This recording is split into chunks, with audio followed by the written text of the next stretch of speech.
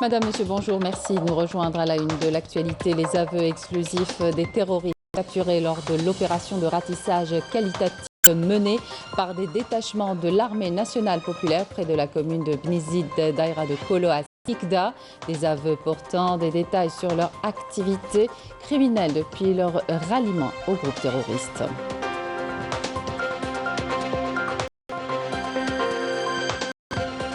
Dans l'objectif de soutenir le tissu industriel, le groupe Sonatrach lance une nouvelle unité relevant d'une de ses filières chargée de la conception et la réalisation d'équipements métalliques. Et puis à Médéa, l'usine de production de filtres industriels produit plus de 250 filtres par jour avec une main-d'œuvre 100%.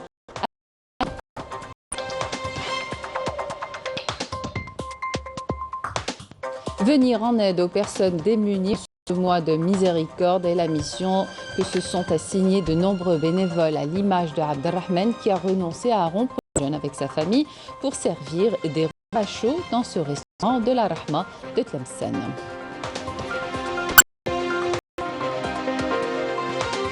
Et coïncidant avec le mois sacré de Ramadan, ouverture de la mosquée Abdelrahman Bechtarzi de Constantine et de la Zawiya Rahmania, lieu de culte ancestraux d'une grande valeur architecturale et historique.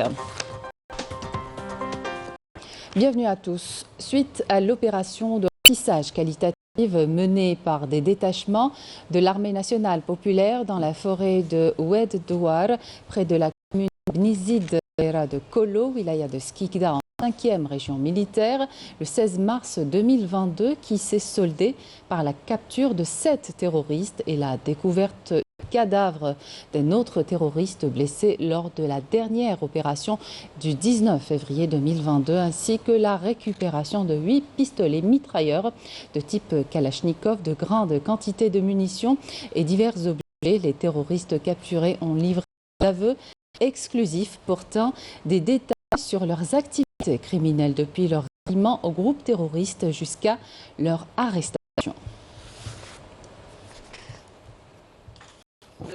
التنظيم قاض شرعي على مستوى بلاد المغرب الإسلامي.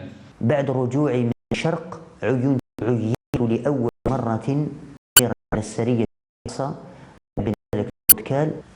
تم التأكيد من طرف أبو عبيدة يوسف العنابي أن التواصل قائم أساسا بين أمير التنظيم العربي زيتوت اتصال سري وعن طريق ثقة، يعني الوسيط ثقة.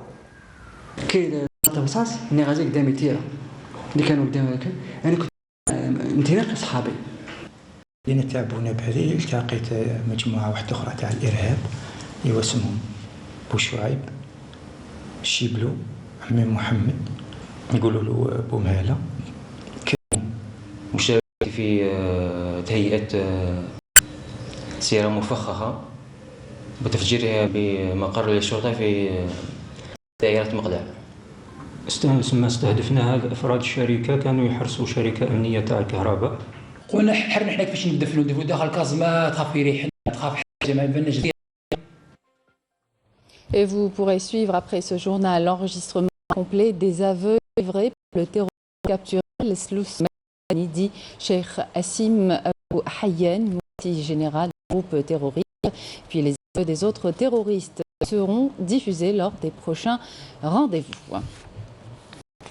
Filiale du groupe Sonatrach, entreprise GCP est spécialisée dans la réalisation d'équipements métalliques pour le secteur des hydrocarbures, mais pas seulement. Avec les nouveaux investissements injectés dans l'entreprise, GCB a pu construire un équipement, un séparateur triphasique d'huile qui était importé auparavant, une première pour l'entreprise. Reportage Ahmed Meni, le commentaire est signé Abdelmajid Bankassi. C'est une nouvelle unité relevant d'une filiale du groupe Sonatrach qui a été annoncée. Elle est chargée de la conception et de la réalisation d'équipements métalliques utilisés dans l'industrie pétrolière et gazière. L'entreprise, qui produisait 400 tonnes annuellement, est passée grâce à un investissement de 90 milliards de centimes à plus de 4 millions de produits. بدأوا بالدراسات التقنية Nous commençons par les études techniques avec la vérification de la structure. Nous réalisons la structure dans le détail. Cela va du pot à la poutre. Nous réalisons le dessin que nous envoyons aux ateliers pour l'usinage. En plus des structures et de la charpente métallique, et quelques 4 millions par an, l'unité a pu réaliser un équipement de grande utilité dans l'industrie gazière et pétrolière. Il s'agit du séparateur phasique d'huile, une première pour cette filière de Sonatrach. L'étude et la conception de ce type d'équipement pour l'industrie pétrolière est une première en Algérie. Un équipement qui était importé auparavant. C'est la première fois qu'on réalise notamment le séparateur trivasique à 1,8 de diamètre.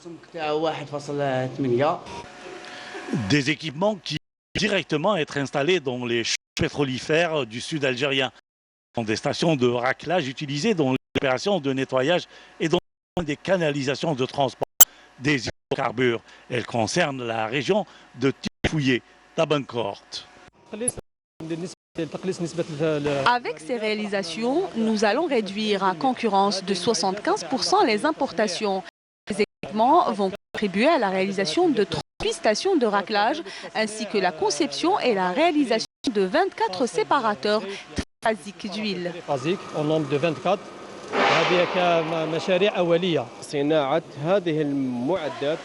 Ces équipements ont été conçus grâce à des études et des compétences algériennes. Le taux d'intégration est de l'ordre de 75%.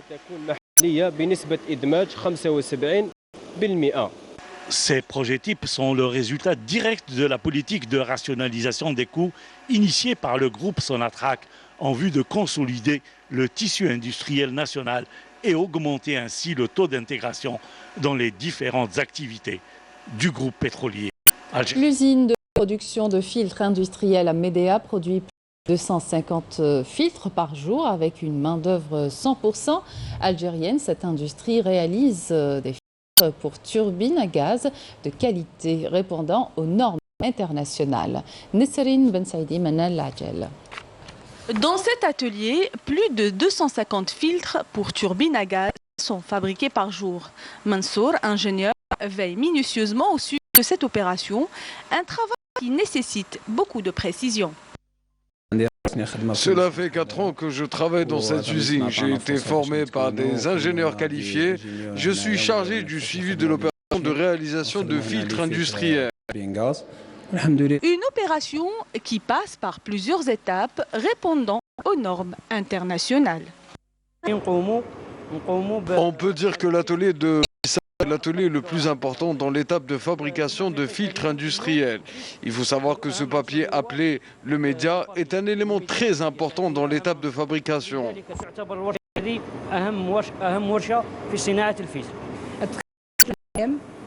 Je travaille ici depuis plusieurs années. J'ai été recruté via la chargée de la collecte de la matière première. L'usine crée 110 employés entre ingénieurs et ouvriers. L'objectif est de répondre à la demande nationale. Nous essayons toujours d'assurer une bonne production selon les moyens disponibles.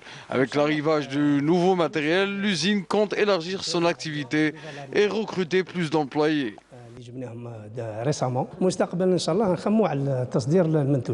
Leader dans son domaine, cette usine compte doubler sa production, ce qui lui permettra d'atteindre le marché international. Brigade de contrôle de la répression de la fraude intensifie leur travail durant ce mois sacré et cela à travers l'ensemble des marchés de proximité et grandes surfaces dans le cadre de la protection du consommateur et l'organisation de la régulation du marché. Melika Blel. Des sorties inopinées sont effectuées par les brigades de contrôle de la qualité et de la répression de la fraude durant ce mois sacré. Ils ont pour mission de veiller au respect de l'hygiène dans les commerces et de contrôler la qualité des produits alimentaires mis en vente.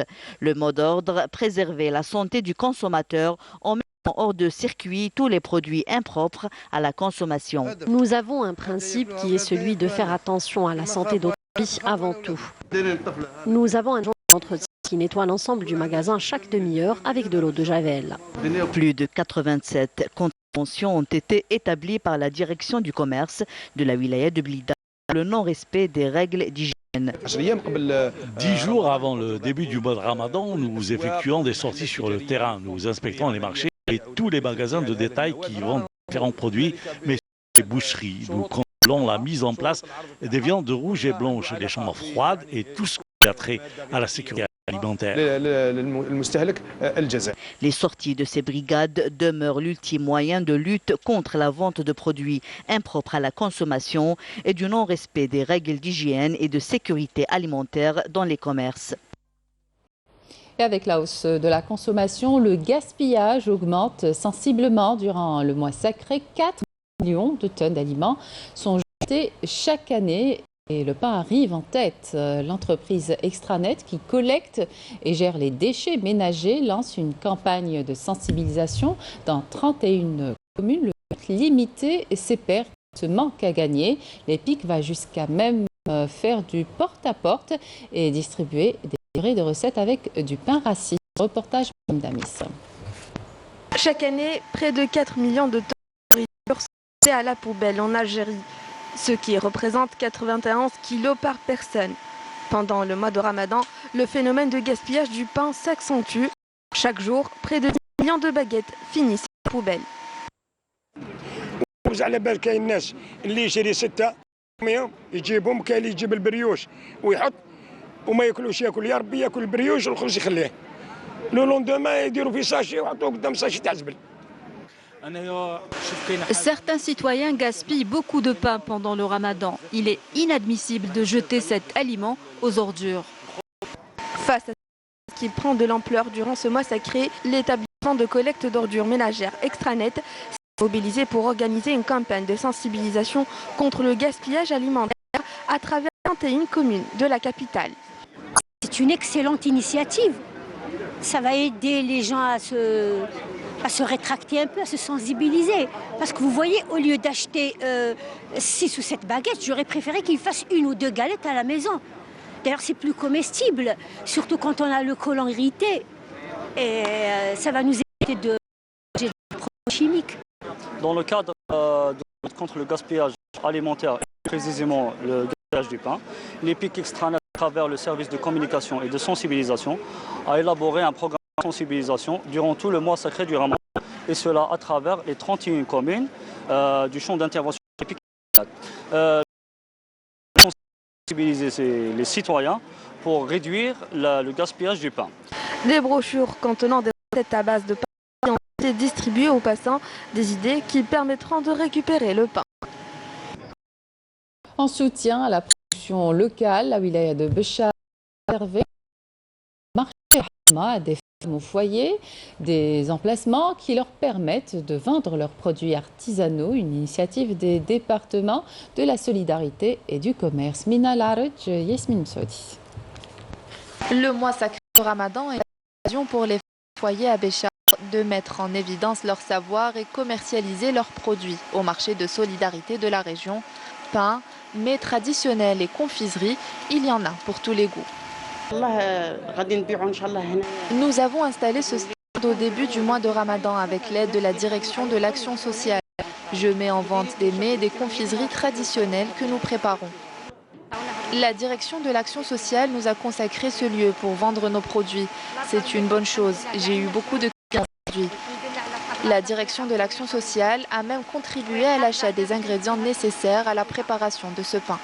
Une première expérience qui permettra de promouvoir les produits locaux et par là même d'encourager cette frange de la société. Nous avons consacré ce lieu pour les femmes qui désirent vendre des produits au niveau de ce marché de solidarité. Le but est de permettre à ces femmes de contribuer à l'économie locale. Je profite de l'occasion pour appeler toutes les femmes au foyer à nous rejoindre et de ramener avec elles les produits qu'elles désirent commercialiser, que cela soit du ou n'importe quel autre produit local. Nos portes sont ouvertes. Une occasion pour ces femmes de promouvoir les produits de la Saoura, mais aussi de contribuer à l'économie locale. Une secousse tellurique de magnitude 3,8 sur l'échelle Richter a eu lieu ce matin à 2h22 dans la de Tipaza. Selon le Centre de recherche en astronomie, astrophysique et géophysique, l'épicentre de la secousse a été localisé à 5 km au sud-ouest de Bni Miluk. À l'étranger, les États-Unis doivent adopter dans la journée, en coordination avec l'Union européenne et le G7, de nouvelles sanctions contre la Russie, visant notamment à interdire tout nouvel investissement dans ce pays, et ce, en réponse aux derniers événements dans la localité de Boutcha. De son côté, Moscou se dit favorable à une rencontre entre les deux présidents des deux pays, à condition que les deux parties approuvent le contenu de l'accord susceptible de résoudre cette crise.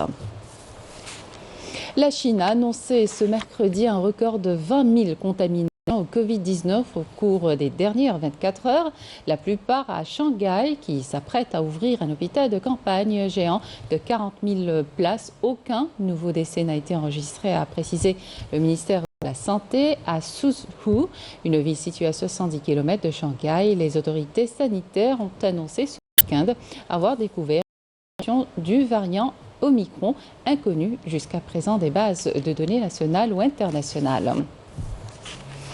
Retour en Algérie, l'ouverture de la mosquée Abdelrahman Bachtarzi de Constantine et de la Zawiya Rahmania, lieu de culte ancestral qui d'une grande valeur architecturale historique.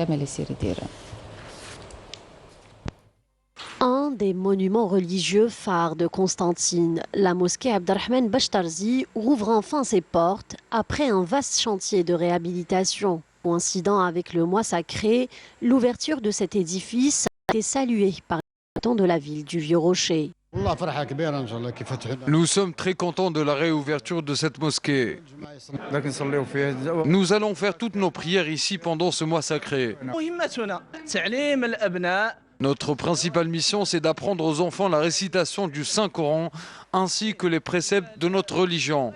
L'opération de restauration a également concerné la Zawiya Rahmania qu'abrite la mosquée Abdelrahman Bachtarzi, un important lieu de culte qui a vu le passage de plusieurs ulama et cheikhs de la confrérie Rahmania. Le principal rôle de la Zawiya, c'est d'enseigner le Coran et les valeurs de l'islam. C'est une école de grande dimension religieuse. Cette Zawiyat et mosquées seront également rouvertes après la fin des travaux de restauration. En effet, suite au dégel des projets de restauration des lieux de culte, autres mosquées et zawiettes de la ville des Ponts suspendus rouvriront dès la fin des travaux. Et c'est la fin de cette édition. Merci de votre attention. Excellente suite de programme sur Canal Algérie.